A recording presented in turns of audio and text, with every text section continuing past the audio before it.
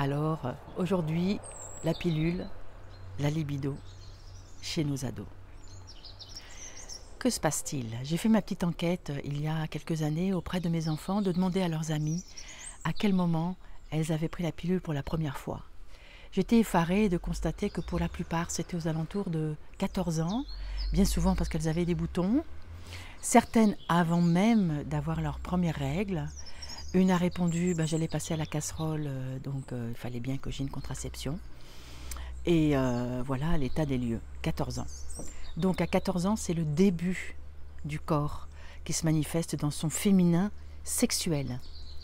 Bien sûr, l'enfant est sexué, mais une manifestation avec les organes génitaux qui se développent. Donc finalement, ces jeunes filles, qu'est-ce qui se passe dans leur corps? Eh bien, ce corps qui est marée montante avec l'ovulation. Donc une créativité, un désir, une envie de faire les choses, une envie de faire l'amour aussi. Et marée descendante qui va vers une introspection. Et qui remonte et qui redescend, eh bien avec la pilule, ça s'arrête. Du coup, l'autre en face, le partenaire, eh bien, il ne reçoit pas ces bouquets d'hormones. Il ne reçoit pas il ne vit pas avec ces marées. Et ça devient mère morte. Ça ne vibre plus du côté de la femme. Du coup, ça ne vibre plus du côté du partenaire. Et donc, qu'est-ce qui se passe? C'est le lit de la pornographie. Parce que pour s'exciter, pour avoir du désir, étant donné que cette marée, ce va-et-vient extraordinaire et vivant ne se fait plus, il y a besoin d'artifice. Nos jeunes hommes apprennent avec la pornographie, nos jeunes femmes apprennent avec la pornographie. Qu'est-ce qu'on voit dans la pornographie? On voit des sexes imberbes, sans petites lèvres, très souvent. Ces femmes sont mutilées pour mieux voir la pénétration d'un gros sexe, bien sûr. Alors, la référence des garçons, c'est je rentre, je sors rapidement dans des corps de femmes imberbes, sans petites lèvres, mais néanmoins extasiées. Et du coup, les jeunes filles, comment voulez-vous qu'elles se retrouvent là-dedans? Il y a cette pilule tout de suite. Donc il n'y a plus le flirt. Qu'est-ce qu'apprend le flirt? À ma génération, la pilule n'était pas distribuée comme ça. On avait quand même, enfin en tout cas moi j'avais quelques notions du moment de la fertilité, etc. On comptait sur nos doigts, on mettait une grande marge. Souvent on avait peur et la plupart du temps on ne faisait pas parce qu'on avait quand même peur de la grossesse. On était quand même informé qu'il y avait possibilité d'une grossesse.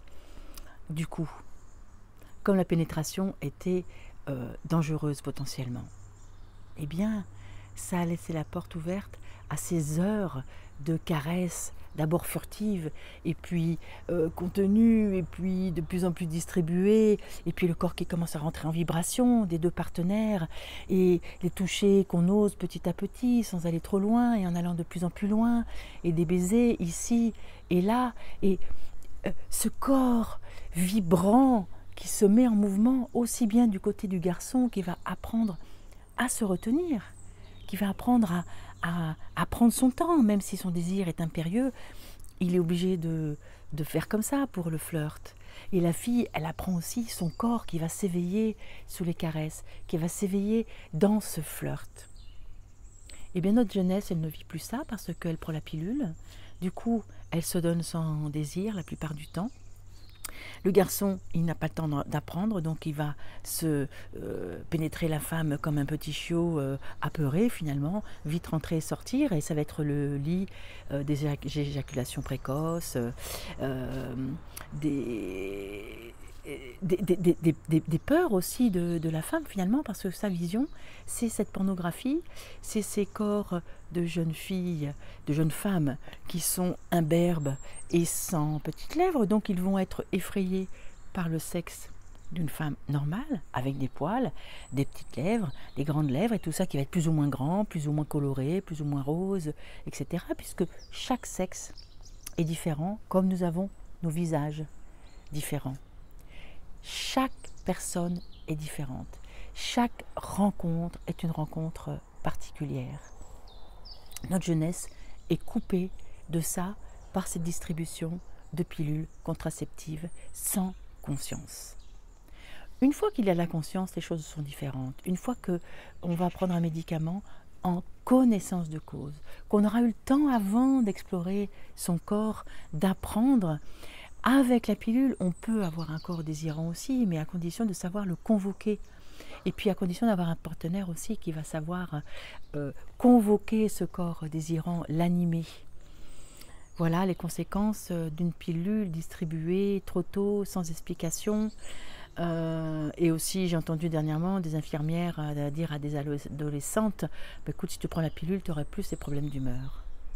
Au lieu de leur apprendre à être avec une humeur qui change au cours du cycle, mais qui va être dans la création au moment de la montée vers l'ovulation. Après l'ovulation, il y a une espèce de plage un peu tranquille où les choses peuvent se mettre en place. Et puis après, vers les règles, une introspection qui s'installe. Une petite mort. Et oui, les femmes vivent ça tous les mois, cette petite mort. Pour renaître. Une petite mort où il y a aussi un nettoyage avec les menstruations.